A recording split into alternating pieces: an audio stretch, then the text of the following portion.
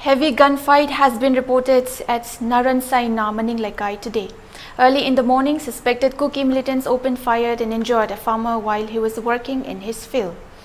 The farmer has been identified as Salam Jotin, age 38, son of S. Ibo Tomba of Naranseina, Ward number 8. He went there along with a friend, Maisnam Suni. Luckily, he was not injured. Jotin was hit by a bullet at his chest. Operation done at Rajmedi City. He is out of danger. Meanwhile, heavy gunfight is going on now.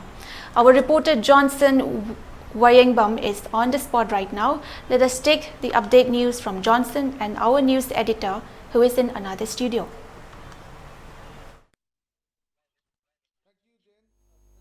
Morena hausil jing sa ayup horaganda Naranseina Bisnupur district manung channel leba Naranseina da yam kanna koi Kuki militant singa aduga state force amadi koi village defense volunteer singa akan mangun kuthongnari hauji fawda koi village defense volunteer ama soi habagi paulai aduga ma puthokna ba honarakpada koi mi amasu makhwang leithekibagi paw su le aduga angan badang sai ahan bada koi Salam Jotin ko ba farmer ma aingonta da koi lauda thabuk suba chapani kenel gisda adam hum da leiramba Kuki militant sing lumba kangmuna moi mari mangaromna nomai kapselak badagi magi chesta pan mani chesta pan badagi mag phom da koi first set pire matung da Rajmedi City da hoji operation tawdana out of danger we paulai hoji am kana phom nomai kamdani bhamam da koi reporter Johnson Wayengbam le Johnson haji karam phom de lady kamai to budong sai thodok sing jo mari jo paum tambiu Dali sama to bring asa ayuk koi pung ayuk ki te tam da koi ki hai kine hai batare koi ki lenga ki kurmana nakpa koi nepta lapang maton sa dile ba koi ki hai kine labu maton si ki koi ki han mangjong na koi mai te sing la ga ti no mai ka pa ka mong da mangjong no lumba ne ba koi ki military koi ki la ba ta mari no lumba le matam da koi ki lapang maton sa lau ki na pi da ta koi tin da sai ba samu ba koi Salam Jotin ko mi ama hai ta man aha ba kap chok matam da koi matabaki yet oi ta matabaki masata pale aduga mamnong edu kapso ko tamtogi magunong mo kon tabdagi ma ka samin nakhiba ha batare ma ka samin niba mi sunil ko mi amasu ma poli ba pam mai ka na pam du po yaw na paktaraga leibdagi ma matha muti nong pa udu ma na tapna paktaraga lawi ma nga to lan to la matamda oski ma na lamina kiba Salam Jotin adu ma por ga potor ko ne aduga oski ju Salam Jotin asi ko gi oski lambi yo patagi di ma na koi ambulance ko raga oski ko gi Rajmedi City da am bagi wena Manipur hospital na fast pir matung da Rajmedi City pugakka osho operation toroga usti koi ne se koi ne le ta aduga oski matung da koi na oski hai ba koi Naranseina maning le kai diki channel ga le ba Kuki khul sili da koi kising na sai mogi ayukta moi da tar ma thong odra mar moga koi secret mengi koi company ani ro na changaga mafam da operation chathai habagi paw ma su pangi du mafam da koi ki chathai operation adu state force amata di yaw do maram na nium kyan chuma chathai modori bi na thar mamin kaktai chathai ga tol modori ha du di koi ki mafam da telim le mai be mayam gi ma ke di de mai phone do ne da aduga lai poche koi ki ra koi ki secret men sim do e kha to ki waga koi ki Kuki militant sing na koi ki bom yaw na kan mamom do mai mayam kam thore hoji je ne le mafam sing achi mafam achi su koi Naranseina maning le kai yo koi ki koi ki bullet proof gari ki makha da lumba ne le jari se ado si bo da koi Kuki militant sing mai ke de ka to kun maru si koi ki aina phami ba aina lumba gari si ki koi ki body de ho pan ba de ko ne uri ba koi ki post pan ba koi ki tawar pan ba athom mun khan da kara na koi ki mamang khata jata na ye ta gi ran oi ta gi khan na ka to pa mai am si ka kai ta gi no ka po ji bo gi na gyan ta ba ngam di da de oji po gi na akan mon ko to ne da je marona koi ki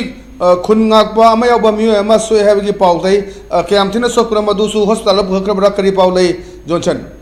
daji sai to matam da koi ki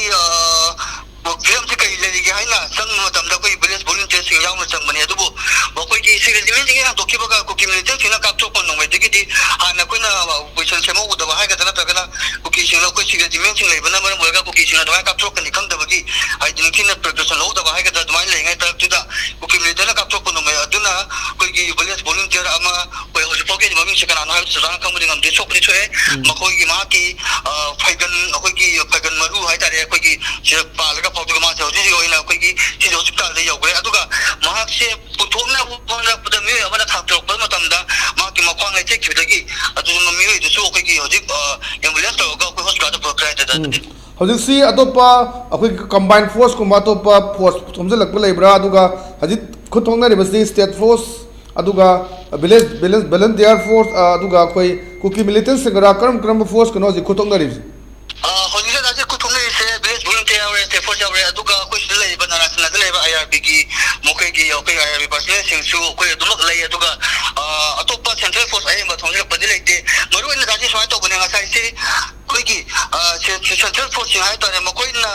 मियाम the P की थाजब हाय तारे आन ब खुद थारक मियोय दो अनसलगा कोई की मकोई की तपताव पाकुम P कन हाय बदु मसी कोई लोमी अम्मा हाय तारे लगु त कुम मतमदा कोई कोई मिलिटेंट सिंगना लुमा कापपदु मकोई ले कापपनि न मकोई न केमतो को हंदे तो करिगिनो मकोई ले सु केमतो काना जायबगी वकलोंदा कोई बाइबे मैन सिंगना कोई सिंगे जिमिन सिंगने लेदिबा मफम अदु लागा न कोई लेबिरनो हाय न मैन संग ताथोपगी अदुंबा कईगुंबा कोई मुना बका मदि ले अदुगा कोई की सेता हाय तारे कोई वायले सेता हाय न बदका ताबदा कोई की कांगा थाई हाय तारे कांगा कांबाई रोम दगी फावगा कांगा थाई रोम दा अहेन बा कोई की दुसान पुरुम दगी कोई कुकी लो मैम थोमज रखे हाय न ताय अदुगा ताब खतसिन तना कोई न सिदि कैमरा दु उबतम दसु सिदगी उरी बचिंग सिदगी कोई की लंबी दा हाय तारे कोकी मैम मिलिटेंट कोई लाई बतिचा न पायरगा कोई की बंकर सा सा तना युम द लेबा कोई की मथक लेरगा मैम सबसु उई अदु मथकता कोई की चिगना नारायणसेना मनिंग दगी ना सिगी चिंग पाउ द चली लंबी सेदा कोई की थोम मचा मचा हाय तारे याम चाव त थोम मचा कोई की केनेल गुंबा की थोम मचा ले अहुम लेबा थोम अहुम सी कोई की मोगी सेट ता हाय को मतुम इन कुकी सिंगना थोम अहुम से थुगाइरो अदुगा मैते नतगरा स्टेट फोर्स अमदा जंगन दना होनरो हाय की पाउ सुताइ दाजे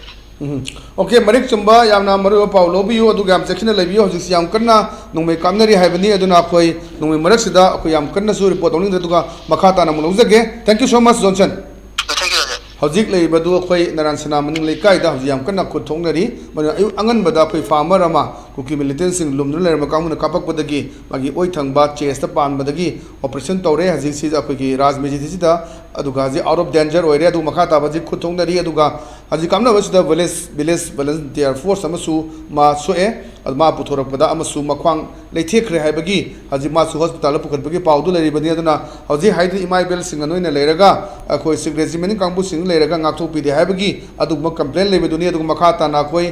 मखोयनि येंगबदा कैमरा के थ्रू दगी येंगबदा अदुगा बाइनोकुलर येंगबदा तोंगानबा कुकी मिलिटेंट सिंग खरसु संगजलई अदुना हजि सि अकनुमोंगा खुद थंगनरी थोंगनरी हायबगी पाउदुनी खोय मरिक सुमा पाउ लेपतना अदुमुक तमजगे मखा ता पाउ जेंदगी लोबिसी